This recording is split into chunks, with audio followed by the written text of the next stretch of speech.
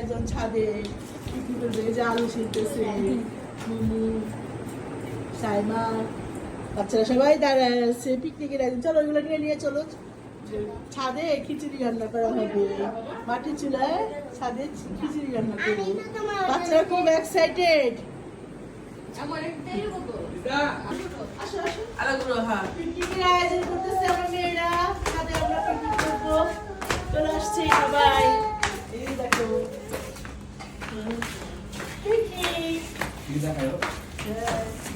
দেখাও যাও, ঘুরে নিয়ে আও।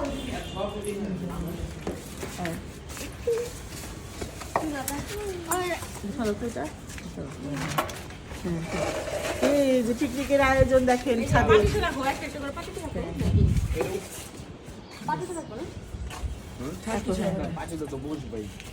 এই যে